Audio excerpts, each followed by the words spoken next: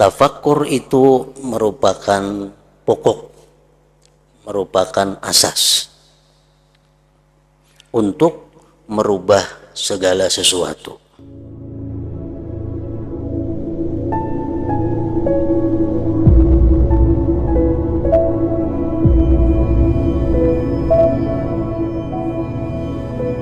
Bismillahirrahmanirrahim. Alhamdulillah rabbil alamin. Wa bihi nasta'in ala umuri dunya waddin.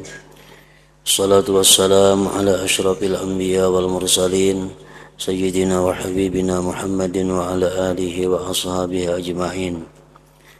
Qala al-musannif al-imam hujjatul Islam Abu Hamid Muhammad bin Muhammad al-Ghazali rahimahullah wa nafa'ana bi ulumihi. Wa amma thamaratul fikri fahiyal ulumu wal ahwalu wal a'mal walakin thamaratuhul khassah al ilmu la ghairu. Na'am idha hasala al ilmu fil qalbi taghayyara halul qalbi wa idha taghayyara halul qalbi taghayyarat a'malul jawarih wal amalu tabi'ul hal wal halu tabi'ul ilmi wal ilmu tabi'ul fikri wal fikru idzan huwal mabda'u wal miftahu lil khairati kulliha wa hadha huwa alladhi yakshifu laka an fadilati tafakkur wa annahu khairun min az-zikri wat tazakkur li'anna al-fikra zikrun wa ziyadah wa zikrul qalbi khairun min amalil jawarih bal syaraful amal lima fihi min az-zikri fa idzan at-tafakkuru afdalu min jumlatil amal walidzalika qila tafakkuru sa'atin khairun min ibadati sanatin ila akhir.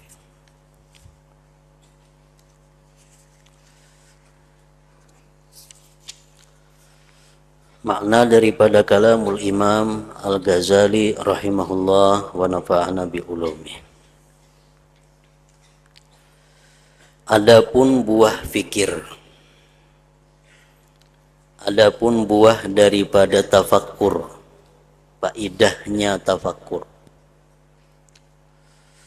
maka itu adalah ilmu pengetahuan.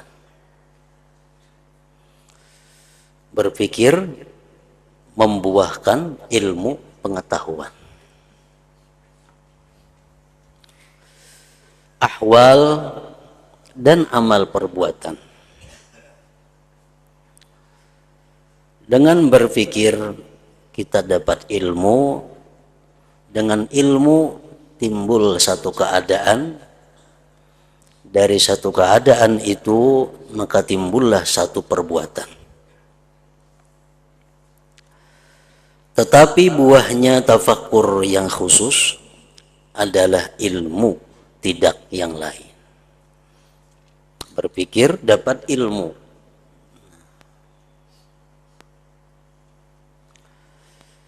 Ilmu didapat maka timbullah satu keadaan. Apabila ilmu berhasil di dalam hati, maka keadaan hati menjadi berubah.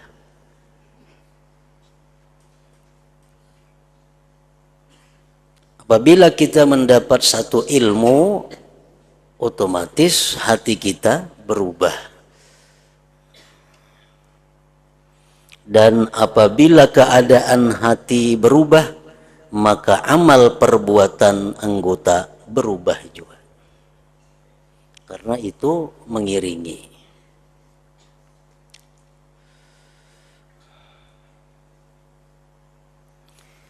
Maka amal perbuatan itu mengikuti keadaan. Dan keadaan itu mengikuti ilmu, dan ilmu itu mengikuti fikir, mengikuti tafakkur. Nah, jadi di sini artinya bahwa tafakkur itu merupakan pokok, merupakan asas untuk merubah segala sesuatu.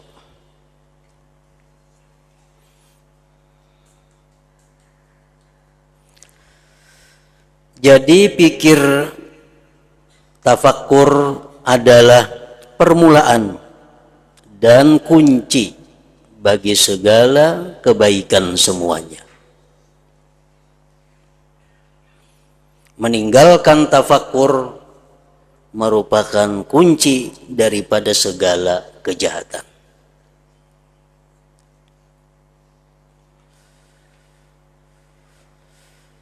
Oleh karena itu, andai kata manusia itu mau bertafakkur, berpikir tentang dosa, tentang satu maksiat.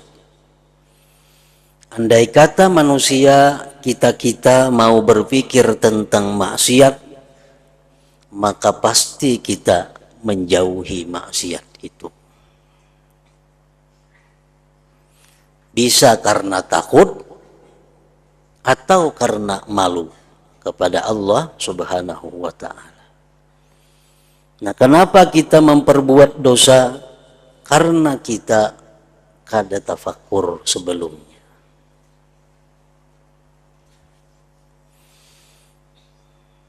Memikirkan, merenungi, mentafakkurkan bahaya satu dosa mengakibatkan kita berjauh daripada dosa itu. Andai kata kita mau tafakkur, niscaya kita lebih mengutamakan hal-hal yang sifatnya akhirat daripada hal-hal yang sifatnya dunia. Andai kata kita mau tafakkur. Karena kita kada tafakkur, karena kita kada berpikir, lalu kita mengutamakan dunia daripada akhirat. Jadi tafakkur itu merupakan kunci segala kebaikan. Kenapa kita dengan tafakkur kita bisa mengutamakan akhirat daripada dunia? Karena kalau kita mau berpikir dengan benar, berpikir dengan sungguh jernih, bahwa di dalam dunia ini sebenarnya tidak ada kebahagiaan. Tidak ada kebahagiaan. Kalaupun di dalam dunia ini ada kebahagiaan, ujung-ujungnya pasti kesedihan. Nah, kalau kita mau berpikir, sebahagia apapun yang ada dalam dunia ini, ujungnya sedih. Ujungnya derita. Nah, itulah dunia yang selalu kita utamakan itu. Itulah dunia yang selalu kita cari siang dan malam itu. Nah, lain halnya akhirat. Kebahagiaan di akhirat, kebahagiaan yang tidak ada akhirnya. Nah, oleh karena itu, kalau kita benar-benar mau berpikir dengan jernih, niscaya kita lebih mengutamakan sesuatu yang sifatnya adalah ukhrawi atau akhirat tadi. Salah satu dunia yang paling menyedihkan kita, yang paling membuat kita menderita, sesuatu yang paling kita sayangi. Itu yang paling membuat kita menderita. Nah, ini dunia. Makin sayang kita dengan sesuatu itu, maka sesuatu itu nantinya akan membuat sangat menderita. Makin kita kurang sayang dengan sesuatu itu, maka makin kurang kita menderitanya.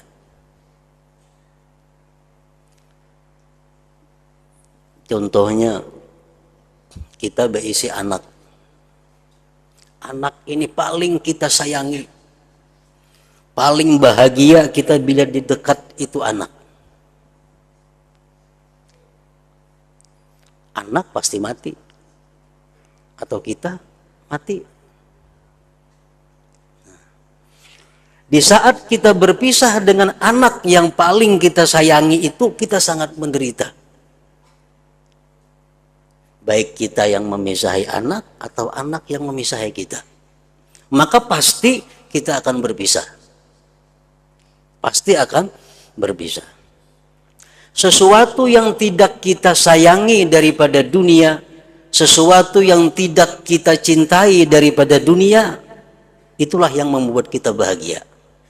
Ujungnya, akhirnya, kita kada senang lawan sesuatu itu, kada katuju lawan sesuatu itu, anak dibuang kada kawa, hilang inya, nah, senang hati kita.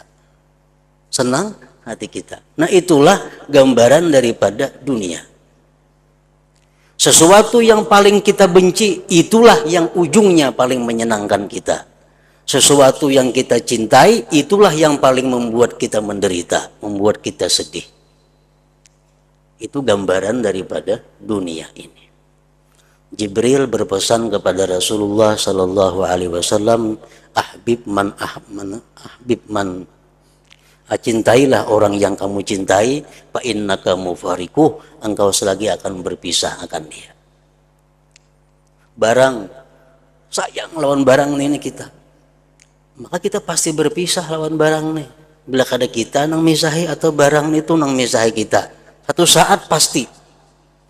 Nah, di saat kita berpisah itu sangat sedih kita, sangat menderita kita, karena kita kada bisa lagi dekat dengan barang itu, kada bisa lagi menyentuh barang itu. Nah, makanya apabila kita berpikir dengan jernih, berpikir dengan benar, kita pasti mengutamakan ukhrawi daripada duniawi ini.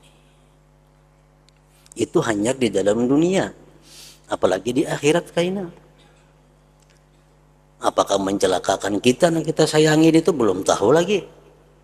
Di dunia aja yang kita cintai itu ujungnya pasti membuat kita sedih.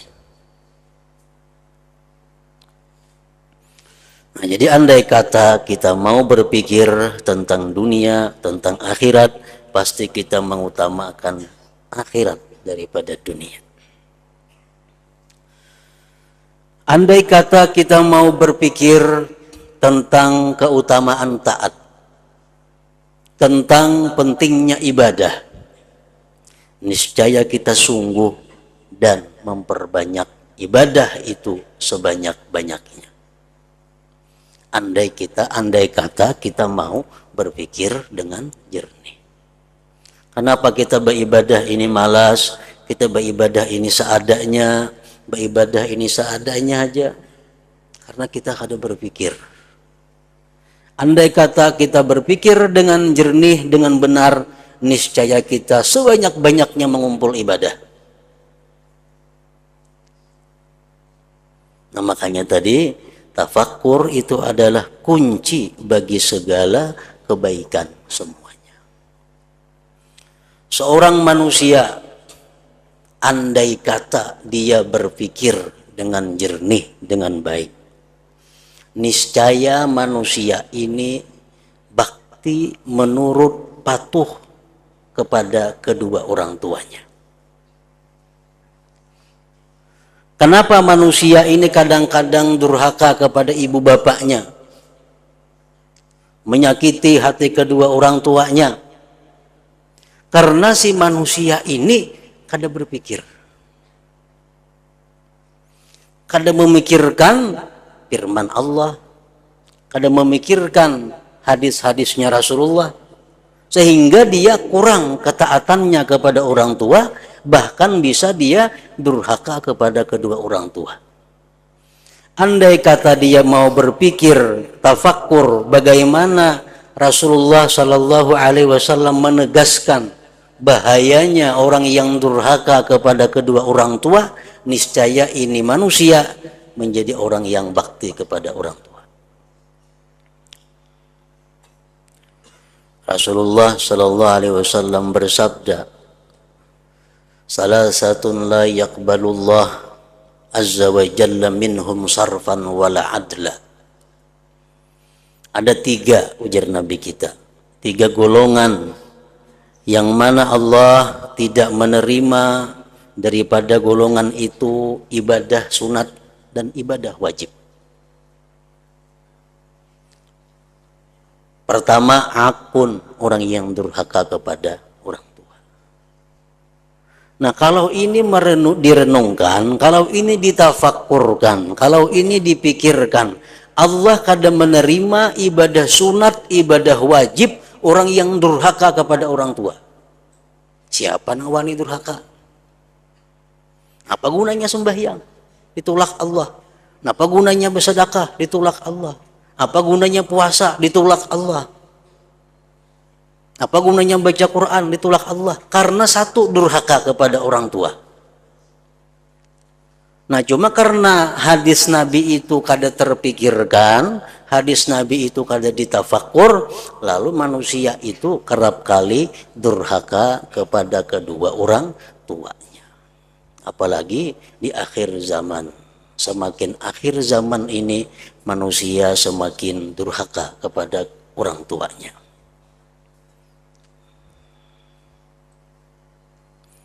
Nah, demikian halnya tadi tafakkur adalah kunci segala kebaikan seorang perempuan.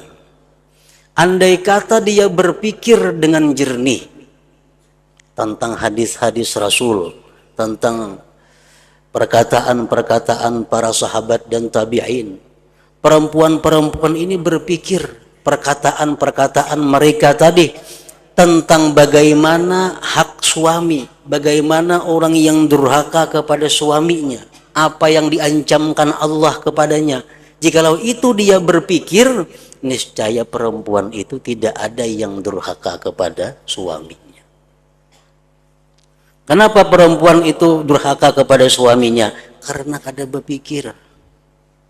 Kada berpikir. Dahulu dikawini, dilamar, diparahi, kada berpikir itu. Ya karena dilamar, siapa yang melamar? Kada berpikir. Kada berpikir lagi tentang hadis Rasulullah.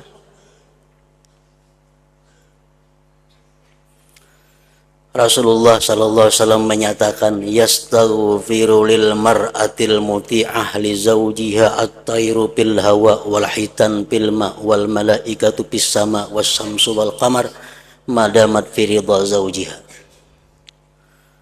Ujar Nabi kita, memintakan ampun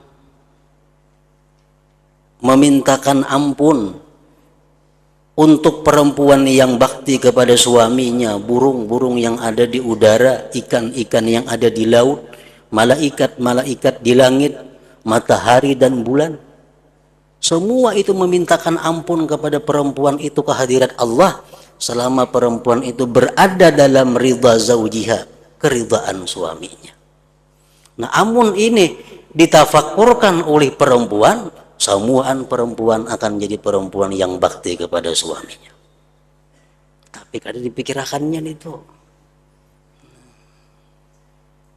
Jika dipikirkan itu, nah, kada usah beristighfaran lagi gin, berbakti lawan laki aja sudah, burung mintakan ampun, iwak mintakan ampun, matahari, bulan.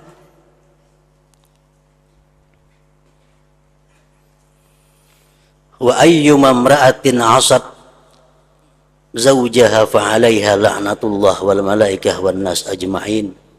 Apa jua perempuan yang durhaka kepada suaminya, maka atasnya kutukan Allah, laknat Allah, malaikat dan manusia seluruhnya. Siapa yang wani durhaka? Amunnya yang berpikir bahwa dengan durhaka itu dia dilaknat Allah, dilaknat malaikat, dilaknat manusia seluruhnya. Wa ayyuma imra'atin kalahat fi wajhi zawjiha hatta fahiya fi sakhatillah ila an tudahikahu wa tastardiyah.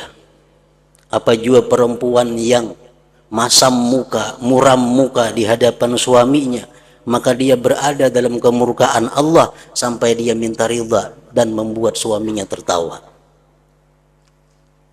Nah, bila hal-hal itu mau dipikirkan, ditafakkurkan oleh perempuan-perempuan ini, maka perempuan-perempuan itu kada akan berani durhaka kepada suaminya. Jadi tafakkur itu benar-benar merupakan kunci segala kebaikan.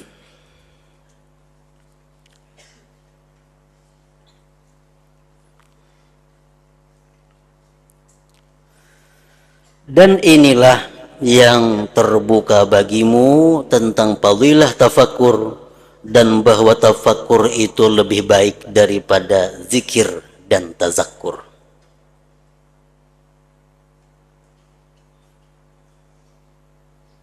Zikir itu sudah baik luar biasa. Tafakkur lebih baik daripada zikir. Rasulullah bersabda, ala unabbiukum bi khairi a'malikum wa azkaha inda malikikum wa arfa'iha fi darajatikum wa khairin lakum min infaqiz zahabi wal warik wa khairin lakum min an talqaw aduwakum fatadribu a'naqahum. Qalu bala, qala dzikrullah, rawahu Ibnu Majah. Ujar Nabi kita, maukah kalian kuhabarkan dengan paling baik amal, paling bersih di sisi Tuhan, paling meninggikan derajat kamu, paling baik bagi kamu daripada memberikan emas dan perak, lebih baik bagi kamu dari bahwa kamu bertemu orang kafir, kau pancung leher mereka. Apa itu wahai Rasulullah? Ujar Nabi, zikrullah, zikrullah, mengingat Allah. Itu paling baik ibadah. Nah, zikrullah yang sebaik itu kalau dibanding dengan tafakkur, lebih baik lagi tafakkur itu. Karena tafakkur itu kunci segala kebaikan. Karena pikir adalah zikir dan tambahan. Nah, tafakkur ini zikir plus. Zikirnya ada, tambahannya ada. Kalau zikir, zikir semata.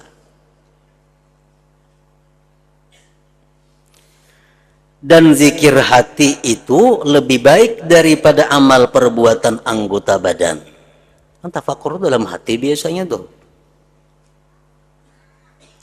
Bahkan mulianya amal itu karena ada zikir padanya. Jadi tafakkur itu lebih utama daripada sejumlah amal-amal perbuatan. Karena itulah dikatakan tafakkur sesaat itu lebih baik daripada ibadah setahun. Karena tafakkur itu kalaunya benar, dia akan dapat ilmu. Bila dapat ilmu, dapat ahwal. Bila dapat ahwal, dia akan dapat perbuatan-perbuatan yang mulia.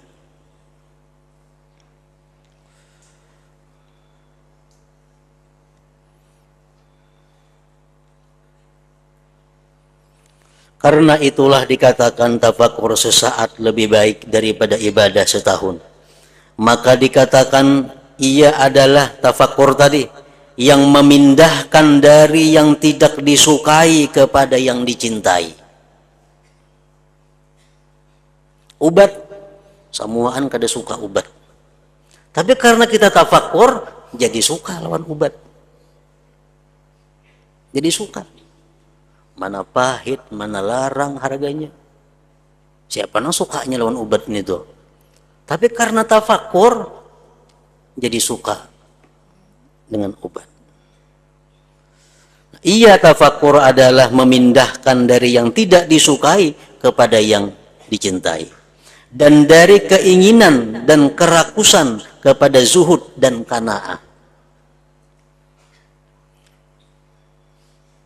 Orang ini hubud dunia. Siapa orang yang paling sakit matinya? Orang yang cinta dunia. Paling sakit matinya. Walaupun dia ahli ibadah, walaupun dia ahli ilmu. Tapi kalau dia cinta dunia, paling menderita matinya. Kenapa maka menderita matinya? Kebanyakan yang disayanginya berpisah lawan inya. Motor berpisah, rumah berpisah, itu toko terpisah, kebun terpisah. Padahal sampai dia motor sabu aja hilang sudah sakit hati, apalagi bertaan hilang. Siapa yang paling sakit waktu mati? Orang yang paling banyak mencintai dunia. Namun dipikirkan itu, bujur-bujur dipikirkan, akan bisa memindahkan kepada zuhud dan qanaah. Dan dikatakan tafakkur adalah yang menimbulkan musyahadah dan takwa. Tafakkur adalah yang menimbulkan musyahadah dan takwa. Nah, musyahadah itu sesuatu keadaan yang tinggi. Tapi musyahadah itu kadang akan bisa kita dapat kalau ada tangga-tangga sebelumnya. Di antara tangga-tangga untuk dapat musyahadah itu apa? Muhasabah. Menghisap diri. Nah, menghisap diri tafakkur. Pikirkan, besokan tadi aku bekerja apa? Jam sekian tadi aku berkata apa? Habis zuhur aku bakawan siapa? Dudukan di mana? Apa yang dibicarakan? Makanan apa yang dimakan? Di muhasabah. Sehingga dapat sama dengannya kayaknya, oh yang baiknya 30%, yang kada baiknya 30%, yang sia-sia 40%. Nah, itu muhasabah. Lalu diadakan tindakan-tindakan terhadap yang baiknya 30%, dia bersyukur kepada Allah Subhanahu wa taala. Yang tidak baiknya 30%, dia muhasabah, dia istighfar tobat kepada Allah. Nang sia-sia, dia pun akan berjanji kada akan memperbuat juga lagi nang sia-sia itu. Nah, orang-orang yang seperti itu akan bisa dapat musyahadah. Karena itulah Allah Ta'ala berfirman, la'allahum yattaqun aw yuhditsu lahum dzikra, artinya agar mereka bertakwa atau agar Al-Qur'an menimbulkan pengajaran bagi mereka.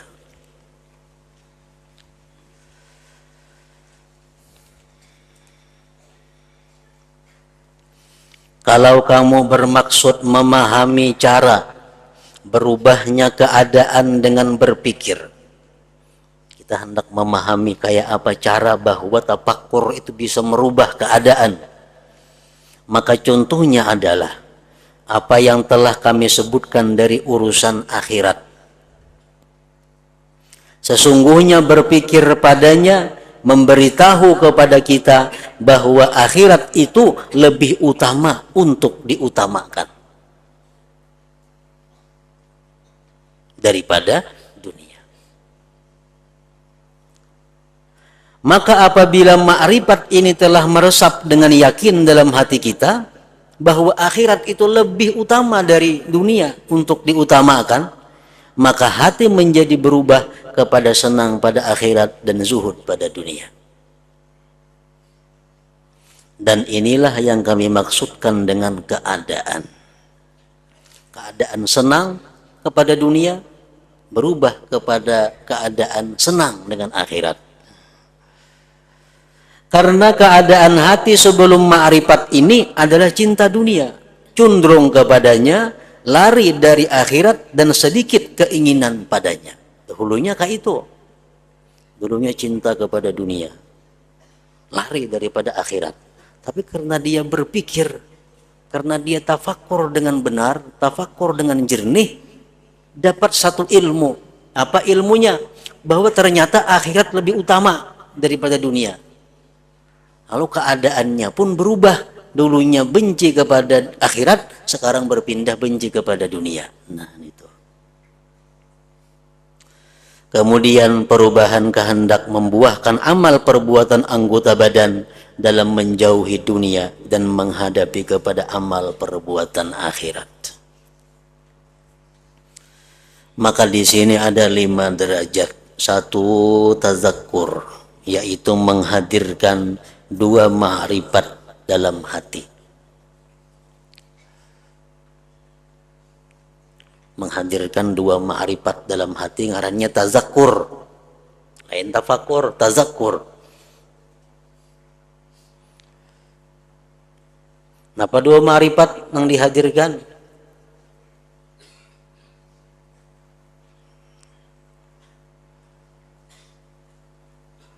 Akhirat lebih kekal daripada dunia. Yang lebih kekal berhak untuk diutamakan daripada yang tidak kekal. Nah, itu 2 ma'rifat. Yang kedua tafakkur, yaitu mencari ma'rifat yang dimaksud dari keduanya? Tafakkurnya apa hasilnya? Bahwa ternyata akhirat itu lebih utama untuk diperhatikan. 3, hasilnya ma'rifat yang dicari dan bersinarnya hati dengannya. 4, berubahnya keadaan hati dari apa yang telah ada disebabkan hasilnya nur ma'rifah. 5, melayaninya anggota-anggota badan bagi hati menurut keadaan yang baru baginya. Dulunya tazakkur, timbullah tafakkur, timbullah ma'rifat di dalam hatinya, timbullah anggota tubuh melayani kepada apa yang dikehendaki oleh hatinya tadi. Maka sebagaimana batu dipukulkan di atas besi,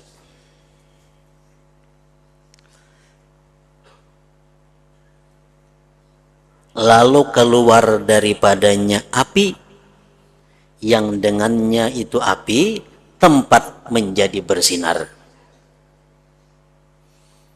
Hendak nyaman mau umpamakan korek api, bilah korek api lawan kotak korek apinya, begitu dititisakan, tak keluar cahaya, lalu teranglah tempat itu. Nah, sesudah terang tempat tadi, karena ada cahaya korek api dititisakan tadi, lalu mata menjadi melihat. Setelah tidak melihat, dulunya gelap gulita, karena batu digisangakan kawasi, timbul cahaya, melihat jadinya. Dan anggota-anggota badan bangkit untuk beramal.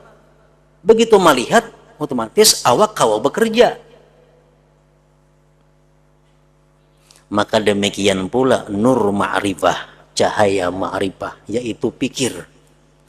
Maka pikir itu mengumpulkan di antara dua ma'rifah, seperti dikumpulkan di antara batu dan besi, dan disusun keduanya dengan penyusunan yang tertentu, sebagaimana batu dipukulkan atas besi dengan pukulan tertentu. Maka timbul nur ma'rifah seperti api timbul dari besi, dan hati menjadi berubah disebabkan nur ini, sehingga ia condong kepada apa yang ia tidak condong kepadanya semula, sehingga penglihatan berubah disebabkan cahaya api, maka ia dapat melihat apa yang tidak dilihatnya semula.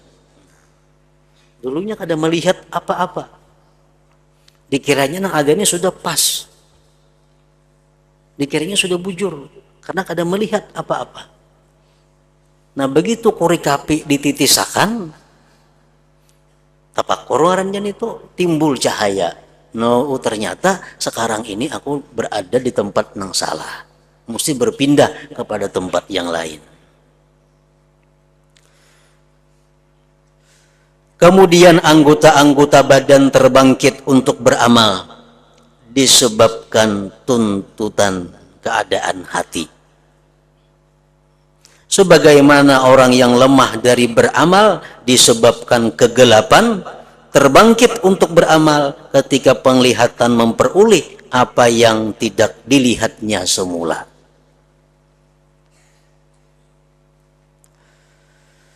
Nah, jadi buah fikir, faidah tafakkur adalah ilmu pengetahuan. Itu ilmu pengetahuan. Dan ahwal, keadaan-keadaan. Dan ilmu pengetahuan itu tidak ada kesudahannya. Ilmu pengetahuan kada ada ujungnya. Makin banyak kita tafakur, makin banyak ilmu yang dihasilkan. Makin dalam kita tafakur, makin dalam yang kita hasilkan. Kada ada kesudahannya. Dan ahwal, keadaan-keadaan yang tergambar bahwa berubah-ubah atas hati itu tidak mungkin membatasinya. Perubahan-perubahan hati, perubahan-perubahan keadaan akibat macam-macam ilmu yang datang, itu pun kada kawa dibatasi. Hari ini dapat duit 10.000, keadaan kita senang. Esok dapat 20.000, senang lagi. 30.000, senang lagi. Kada ada kesudahannya.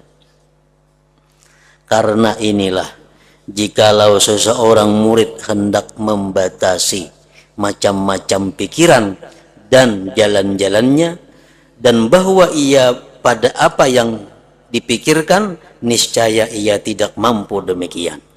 Karena tempat-tempat berlakunya pikiran tidak terbatas dan buahnya tidak berkesudahan.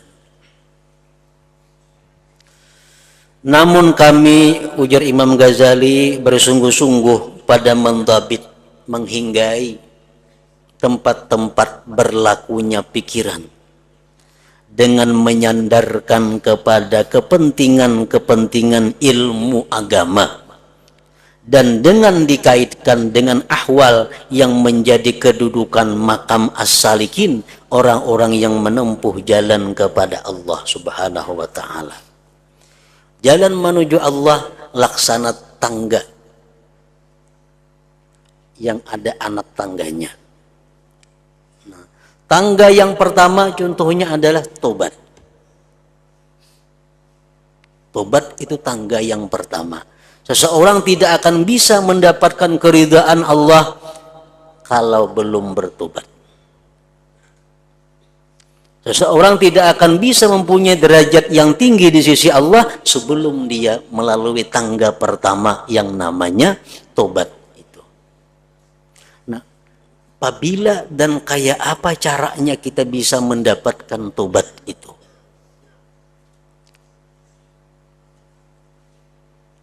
Salah satu adalah dengan tafakkur. Setiap tangga-tangga, anak-anak tangga itu kita naiki, bisa kita lalui dengan tafakkur terlebih dahulu. Kenapa kita harus tobat? Karena kita berpikir. Nah, apa yang dipikirkan? Satu, qubhaz dzunub, jahatnya dosa. Kalau aku berdosa, aku ini berarti sangat jahat di sisi Allah. Dengan dosa itu Allah bisa menghukum aku, mengazab aku. Dengan dosa itu aku dikucilkan dari golongan orang-orang yang mulia di sisi Allah. Dengan dosa itu aku tidak akan termasuk umat Nabi Muhammad yang baik. Nah, kita pikirkan kejahatan-kejahatan dosa. Yang kedua yang dipikirkan adalah syiddata uqubatillah, dahsyatnya siksa Allah. Orang yang berbuat satu dosa ini umpamanya bisa dimasukkan ke neraka 2 hari 2 malam. Masuk ke neraka 2 hari 2 malam. Sanggup pada aku? Bila sanggup, ayo gawe dosa. Yang ketiga yang dipikirkan apa? Da'afaka bidzalik, lemahnya engkau pada yang demikian. Jelas sudah kada mampu. Karena rokok sedikit ya kalipik-kalipik. Nah, 3 pikiran itulah yang bisa membawa kita kepada anak tangga yang bernama tobat tadi. Jadi tobat itu kada kawa umpatan. Obat-obatan kita tobatan kada kawa betobatan. Mesti ada langkah-langkah mukaddimah tobat itu mesti ada. Kenapa kita bertobat? Mesti dilalui dengan tafakkur tadi. Nah, itu contoh makam tobat. Lulus di makam tobat, kita akan naik ke tangga, ya, anak tangga yang kedua yang namanya wara. Wara itu menjaga diri daripada yang diharamkan Allah, atau menjaga diri daripada hal-hal yang tidak jelas halal dan haramnya. Nah, kayak apa kita bisa dapatkan wara itu? Dimulai dengan tafakkur. Apa yang ditafakkurkan tentang sesuatu yang bisa kita wara? Tafakkurkan hadis-hadis Rasulullah. Misalnya ujar Nabi kita, kullu lahmin nabata min haram pannaru aula bih. Tiap-tiap daging yang berkembang, yang tumbuh dari makanan yang haram, itu orang lebih pantas neraka memakannya. Nah, tafakkurkan hadis itu. Tiap-tiap daging yang diisi dengan yang haram, itu neraka yang pantas memakan. Hadis Nabi lagi mengatakan, dirhamun min riba asyaddu indallah min 30 zaniyatan fil Islam. 1 dirham yang didapat melalui riba, belum lagi dimakan, belum lagi tukang baju, hanya mengacak duitnya 1 dirham. Daripada riba, itu lebih dahsyat, lebih sangat di sisi Allah daripada 30 kali perzinahan di dalam Islam. Nah, siapa yang wanita itu?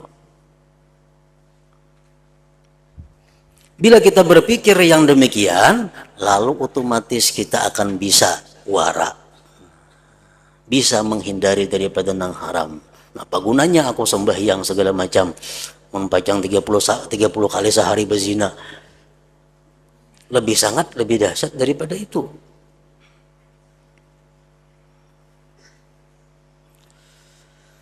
Dan adalah yang demikian itu catatan secara jumlah. Karena sesungguhnya uraian demikian itu mendorong menjelaskan ilmu pengetahuan semuanya.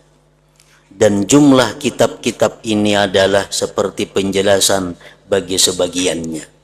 Sesungguhnya kitab-kitab ini memuat atas ilmu-ilmu, dan ilmu-ilmu diperoleh dari pikiran-pikiran yang tertentu. Maka hendaklah kami mengisyaratkan kepada dhabit yang menghimpunkan padanya, agar berhasil mengetahui kepada jalan-jalan pikiran, jalan-jalan tafakur. Selanjutnya penjelasan tentang jalan-jalan fikir.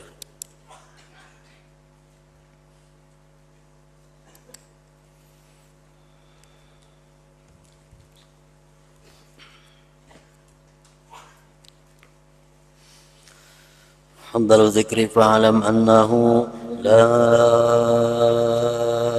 ilaha illallah Muhammadur Rasulullah. La ilaha illallah Muhammadur Rasulullah. La ilaha illallah Muhammadur Rasulullah. La ilaha illallah. La ilaha illallah. La ilaha illallah. La ilaha illallah. La ilaha illallah. Allahu Allah, Allahu Allah, Allahu Allah, Allahu Allah, Allahu Allah, Allahu Allah, Allahu Allah, Allahu Allah, Allahu Allah, Allahu Allah. La ilaha illallah Muhammadur Rasulullah. La ilaha illallah Muhammadur Rasulullah.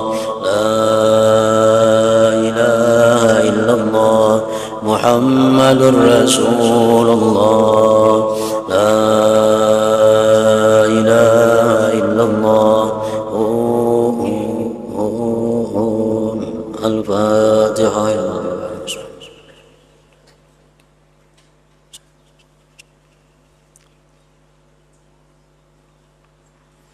يا أيها الرجل منه شفاعة صلوا عليه وسلموا تسليما.